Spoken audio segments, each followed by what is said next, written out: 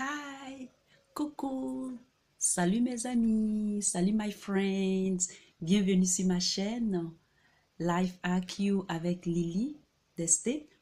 Alors, nous continuons notre comparaison entre le système français comparé au système américain. J'espère que vous allez bien. Je suis très heureuse et je suis très contente que vous êtes nombreux à regarder cette vidéo et à suivre cette série. J'espère que ça va vous aider à comprendre mieux et avoir moins de difficultés à comprendre un peu le système américain, c'est-à-dire le système éducatif.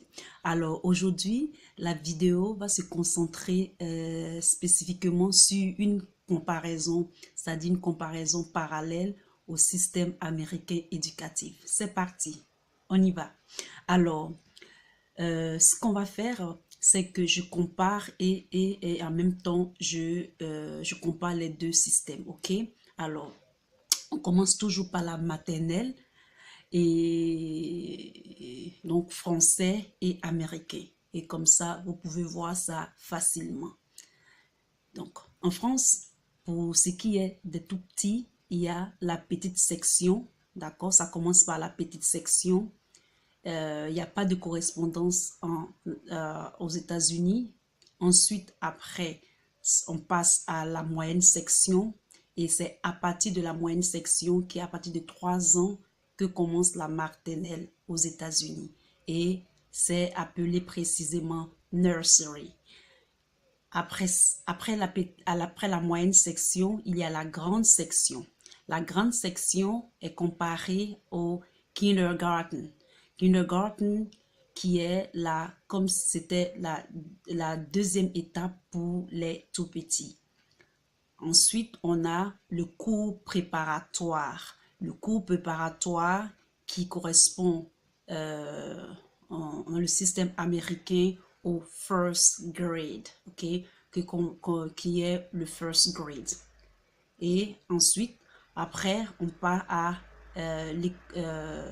au CE1. Au CE1, qui est le commencement de l'école primaire dans le système français et qui correspond au elementary school, qui est au second grade dans le système américain. Ensuite, on passe au CE2. CE2 qui correspond au third grade. Third grade. Et au CM1 qui correspond au fourth grade. CM2 qui correspond au five grades. OK, five grades. Et ensuite, après le five grade, on passe la sixième qui est le collège en France, et la sixième qui correspond au sixth grade. Donc, basically, l'école elementary school aux États-Unis commence à partir de second grade, third, fourth, five and sixth grade. D'accord? C'est à ça que ça correspond à l'école primaire. Maintenant, à partir de cinquième, ok? Cinquième, qui est déjà le collège en France, a déjà commencé en sixième. Cinquième commence le collège dans le système américain. Et ça va commencer, on va appeler ça le junior high school. Et ça commence au seventh grade. Et pour l'autre vidéo, vous connaissez déjà l'âge, d'accord? Donc, au seventh grade. Quatrième, eighth grade. Troisième, ninth grade. Donc, par exemple, pour les répétiteurs, pour ceux qui enseignent les enfants, ceux qui veulent apprendre bien l'anglais, il faudrait qu'ils connaissent vraiment les grades pour qu'ils puissent enseigner les enfants. Comme ça, les enfants essaient d'être un peu à un niveau qu'on leur enseigne, par exemple, l'anglais de cette grade-là. Parce que si on enseigne trop bas ou trop haut, ça dit trop haut comme anglais, plus concentré, les enfants ne pourront pas suivre. Donc, ils peuvent comme ça essayer de voir le grade de l'enfant et leur donner le maximum pour qu'il n'ait pas trop de lacunes, ok? Alors, on passe maintenant au Senior High School. Donc, au Senior High School, ça correspond au 10 grades qui correspond à la seconde dans le système français. D'accord? Après, première qui correspond au lycée, 11 grades et la terminale qui est le 12 grades. Donc, le 12 grade correspond à la terminale. À la terminale, dans le système français, on va passer le bac et dans le système américain, on va passer le High School Diploma. D'accord? Le High School Diploma. Et c'est ce qu'on passe pour être à un niveau, au niveau du bac en système français. Une précision, c'est que contrairement à la France, aux États-Unis, ce n'est pas l'âge de naissance qui est pris en compte, d'accord? Mais c'est plutôt, non, attention, ce n'est pas l'année de naissance, excusez-moi, l'année de naissance qui est prise en compte, mais plutôt le mois, c'est-à-dire l'âge du mois de naissance. Donc, il commence à partir de septembre. Et cela peut entraîner, d'accord, cela peut entraîner un décalage d'âge, cela peut entraîner un décalage d'1 an, d'accord? Et donc, je vais reprendre, peut-être que vous n'avez pas compris. En fait, eux, ils ne prennent pas l'année de naissance, mais plutôt l'âge à partir du 1er septembre.